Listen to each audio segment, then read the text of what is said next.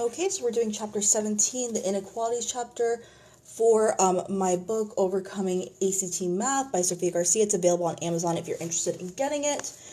So first, we're going to review a couple of just reminders before we get started. So remember that with inequalities, you basically treat them like regular equations, like when you're trying to isolate variables and stuff like that. Kind of just pretend like it's an equal sign, except if you divide or multiply by a negative number, you have to flip the inequality symbol. So, for instance, if I have negative 2x plus 1 is greater than 4, and I want to solve for x, get x by itself, then I would subtract 1 from each side. I would get 2x is greater than 3, and then I'm dividing by a negative. So when I divide by a negative, I have to flip the sign the other way. So then it's going to be x is less than negative 3/2. So just remember that with inequalities, that if you divide or multiply by a negative number, you have to flip the inequality symbol. And then for a lot of these, you can also plug in scenario numbers for the answer choices. So just remember that. Like you can, if they had a bunch of answer choices for what x could be, you could just plug that in here instead of having to solve if you were stuck. And then also remember that an open dot is going to be for an open dot and the, the dotted line. Open dot and dotted line are for these guys right here without the line underneath. And the closed dot and solid line are for these guys right here when we're graphing. So if you have this book, remember, attempt these problems on your own first for the best results, and then later on come back and watch the solutions for anything you're stuck on. So let's go to number 1. It says, which of the following is the solution for this right here? So again, just kind of pretend this is an equal sign unless you have to divide by a negative number. All the same rules apply. We would subtract 7 from each side. And then we get 2x is less than, and then 13 minus 7 is 6. So now I'm going to divide by 2 on each side. So then I get x is less than 3. So the answer would be B.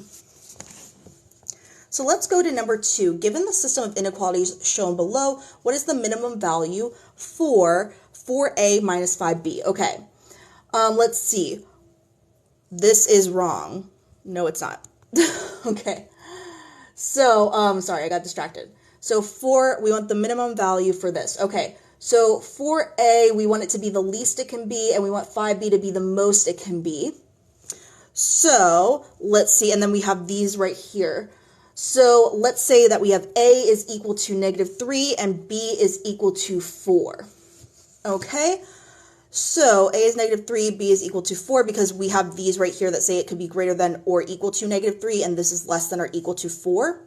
And we want a to be the least it can be, and 4a to be the least it can be, and 5b to be the greatest it can be, to get the minimum value, the least value possible. So now let's plug that into this top inequality right here. And that would be 0 is less than negative 3 plus 4.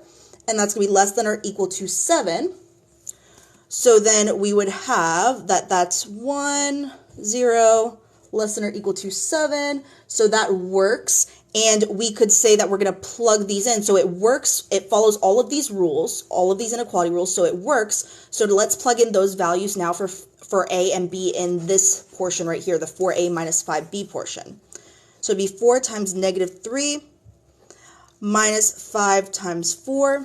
And that's going to be negative 12 minus 20.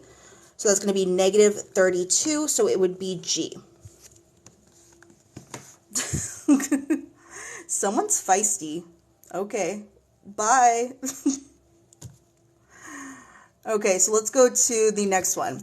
Number 3, assume 3x minus 15 is less than or equal to 2. If 4x plus 2 must equal an integer, then what is the largest possible value of 4x plus 2?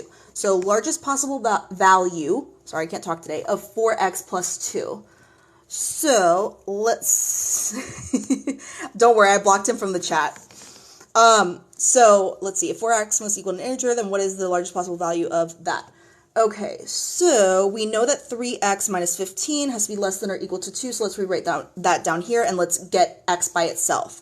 So let's add 15 to each side, so then we're going to get 3x is less than or equal to 17, And then if we were to keep going, we're going to divide 3 to get x by itself. We're going to get x is less than or equal to 17/3. Okay, so let's see. If we were to plug that in here for 4x plus 2, x has to be less than or equal to 17/3. So let's say it's just 17/3. Plus 2, we're going to get that is 17 times 4, 68 over 3. Plus 2. Oh, and we can use a calculator. This is the ACT. So 68 over 3 plus 2, if that's a decimal, then that would be approximately 24.6 repeating. But they said that it has to be an integer, so x has to be less than 17/3 in this case. So then 4x plus 2 would have to equal, oops, I meant to say 24. I said it, but I wrote it wrong. 24.6 repeating.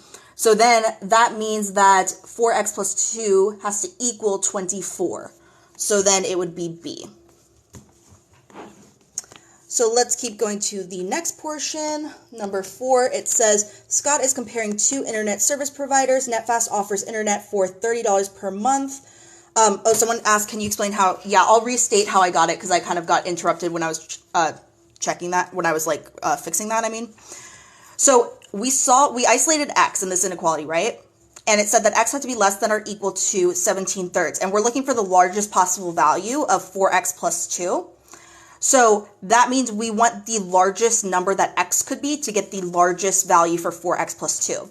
So since x has to be less than or equal to 17/3, then the largest value we could put for x would be 17/3. So that's why I plugged it in there for x.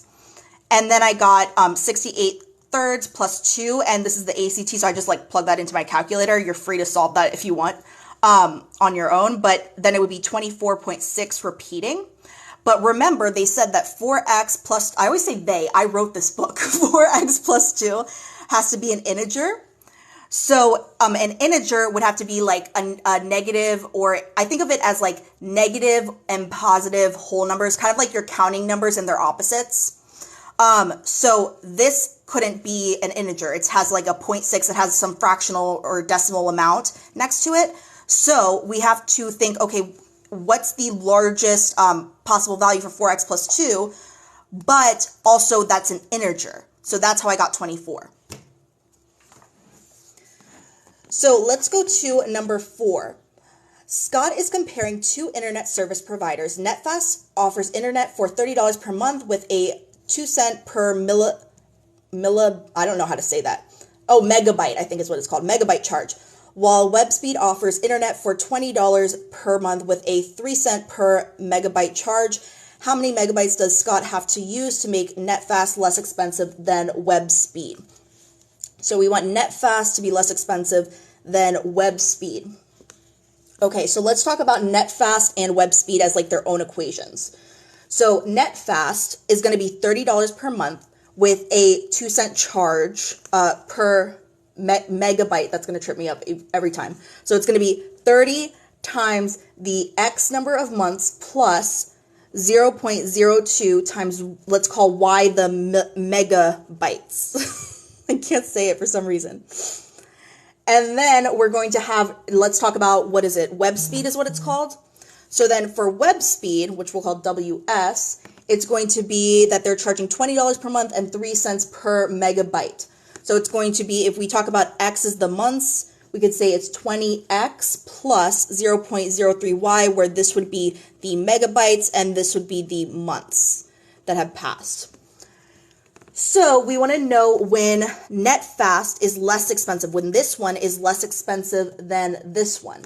So all we have to do is set up an inequality that says that this has to be less than this. So it would be 30x plus 0.02y is less than 20x plus 0.03y.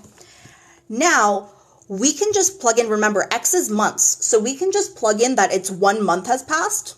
Like for the 1 month, it's going to be less expensive. So we'll plug in 1 for the x amount of months. And then we're going to get 30 plus 0.02y is less than 20 plus 0.03y. And, whoops, I hate it when my zeros don't close, sorry. Okay, so now we want to know the megabytes. Remember, megabytes is y. So we're basically trying to find an inequality where we isolate y. So we're trying to get y by itself. So let's subtract 20 from each side. When we subtract 20 from each side, we get 10 plus 0.02y is less than 0.03y. Now we want to get the y's to the other side. So we're going to subtract 0.02y from each side. So then it's going to be 10 is less than 0.01y. Oops. And then now if we divide by 0.01 on each side, we're going to get, let's see, that would be 1,000, I think. Yeah, 1,000. So 1,000 is less than y, or you could think about it, I personally like to write the variable on the right-hand side, or I'm sorry, on the left-hand side. So this is the same thing as saying y is greater than 1,000, so sometimes I flip it, that's why I'm doing that, you don't have to. So y just has to be greater than 1,000. But let's see, it says how many, so it could be these ones, but how many megabytes would he have to use to make it less expensive? So then it would just be h, because it's saying like how many, like would he have to reach that threshold of it being less expensive? So it would just be the 1,001, it would be basically answer choice H, because it's just like meeting the threshold. It's not that you have to go beyond it. So it would be that one, H. So let's go to number 5. Which of the following is the solution for this right here? So let's remember, just kind of like treat these like it's an equal sign until you divide or multiply by a negative. So 4x minus 12x is going to be negative 8x, and that's going to be less than negative 24. So now when we divide by that negative 8, that's when we have to flip the inequality symbol. So then it's just going to be x over here, because the negative 8 would cancel out if we divide by negative 8. And then over here, it's going to be positive 3. So x is greater than 3. So it would be A. Okay, so now let's go to number 6. It says a toy factory hires 2 different companies to manufacture their toys. Company X can produce 60 toys each hour, and Company Y can produce 90 toys each hour. The factory needs to complete an order of over 800 toys in 8 hours. It hires Company X for 8 hours and hires Company Y for the remaining hours. Which of the following inequalities gives all possible values of H in the context of this problem? So then H would be hours, remember. So H is hours. Okay, so let's think about this. So it would be, where's the Company X? Company X is doing 60 toys each hour. So if we're talking about the number of toys, because I look at all the inequalities right here and you see how like 800 is isolated over here. So it has to, I know that when I'm writing the inequality, it has to do with some number of toys being 800, like over here. So I have to think, okay, how can I write an expression that's going to give me number of toys? So for Company X, they're doing 60 toys each hour. So it would be 60 times H, because 60 toys for every 1 H hour that they do.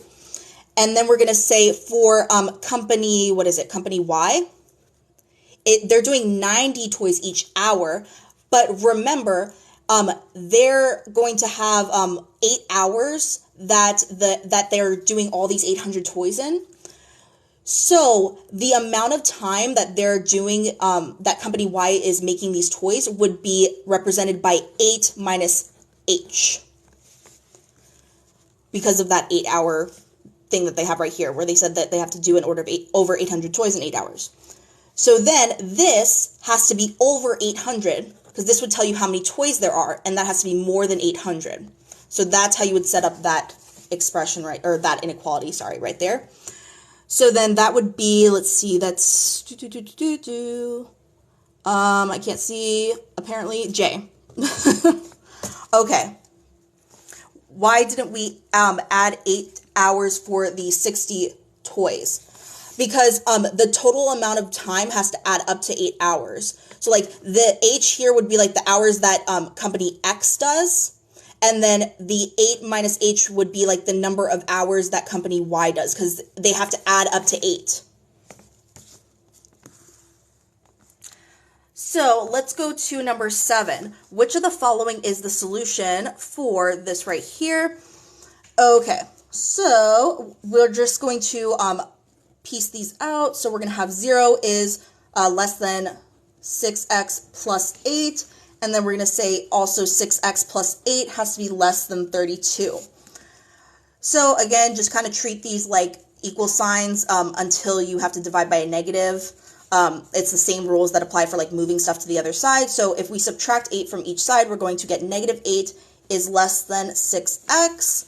And then if we keep going, we're going to divide by 6. So then it would be negative 8/6 is less than x. Now, I didn't have to flip the inequality symbol here because I'm not dividing by a negative. Some people get confused because they see the negative here. It's not the same thing. It's when we're dividing the thing that we're moving. If that's dividing or multiplying a negative and for what we move, that's when you flip it. So like if this was negative 6, I would flip it. But it's not, so that's why I'm not flipping it. So now I'm going to simplify this by saying 2 goes into each of these, so it would be negative 4/3 is less than x. So now let's do the same thing over here. So it'd be 6x is less than, and then we have to subtract 8 from each side, so it would be 24. Now let's divide by 6 on each side. So when we divide by 6 on each side, we get that x is less than 4. So these are our two situations for x. So x has to be greater than negative 4/3 and less than 4. So greater than negative 4/3 and less than 4 would be B. Can you show the pen, please? I swear, these people should sponsor me. Every live, I sell several of their pens, I swear. Papermate Inkjoy Gel 0.7 is what it is. This is for ACT, but it could help you with SAT as well. So then let's go to number 8. Emily and Lucas are competing in a game of one-on-one basketball. Emily has 15 points and Lucas has 10 points. Assume Lucas earns P more points and P is greater than 5. If Emily wants to have at least as many points as Lucas, what is the minimum amount of additional points Emily must earn? So we want the minimum amount of additional points that Emily needs to earn. Okay, so let's think. So 15, she has 15 points and Lucas has 10. So we could say 15 plus, we'll say E is the additional points that she needs to earn. So 15 plus E would be Emily's situation. And then, what's the other guy's name? Lucas. So then Lucas's situation, let's call that 10 plus the P amount of points that he needs to earn. Whoops, that's supposed to say Lucas. Plus the P amount of points that he has to earn. So we know that P has to be greater than 5. And we want Emily to have at least as many points as Lucas. So we could say that it's going to be that they're, because it could be, you could technically set this up as an inequality, but it's the same thing as if you just did like an equal sign here. Like not technically the same thing, but for the sake of the situation, it's the same thing.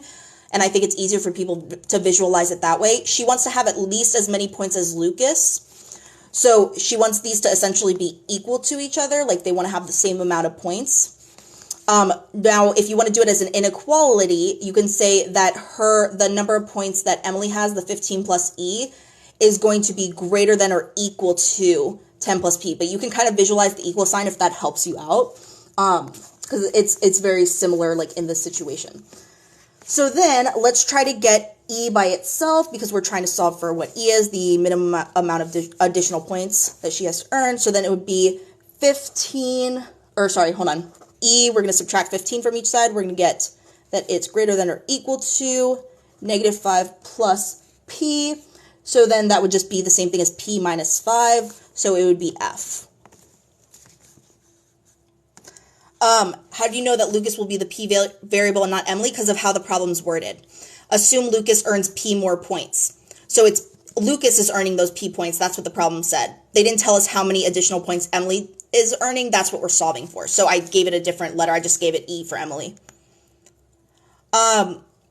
Let's see. Weight subtracts from what idea? What side do we subtract from? So it's the reason I said like the equal sign thing can help a lot of people is because the rules for inequality when you're like trying to isolate a variable are pretty much the same as with an equal sign, except if you divide or multiply by a negative, you flip the way that the inequality goes, which we don't do here.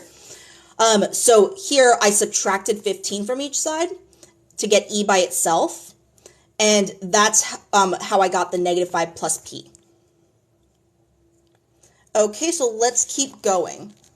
So number 9 is next. Which of the following represents the solution for all of this? So let's first do distributive property right here. So distributive property says I'm going to do -3 times 2x is going to be -6x.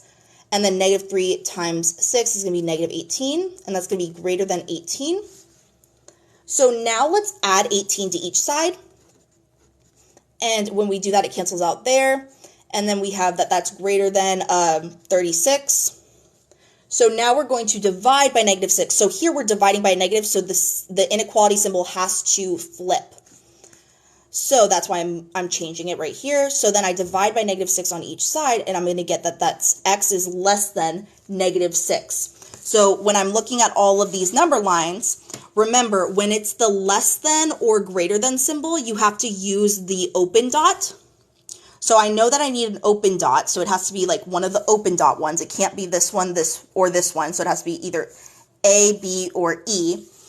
And then I know that x has to be less than -6, so it would have to be A, because this one's showing that the arrow is going in the direction of less than -6.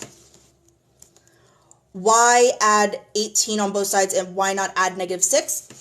So whenever we're deciding what to move, we need to, if it helps, SADMEP can be something that like helps you figure out what to move first. So this is what I teach students. There are some exceptions, like when you get into fraction bars and stuff, but this is really helpful for a lot of students. Sorry. So SADMEP is the reverse of PEMDAS. So remember, algebra is kind of like the reverse of regular math. So you can use the reverse of PEMDAS to figure out what you're moving, because when you're doing algebra, you're doing the opposite of what you're used to.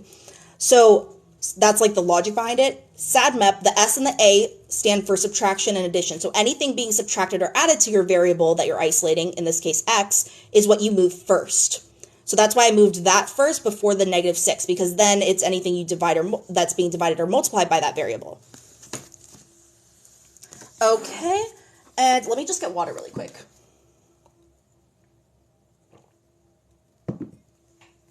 Okay, so it says, a bakery makes pastries using the formula, this right here, where B is the number of pastries made and P is the price of each pastry in cents. The number of pastries sold is given by S is equal to 4P plus 1,100, where S is the number of pastries sold and P is the price of each pastry in cents. What are all the possible values of P for which the number of pastries made is less than or equal to the number of pastries sold?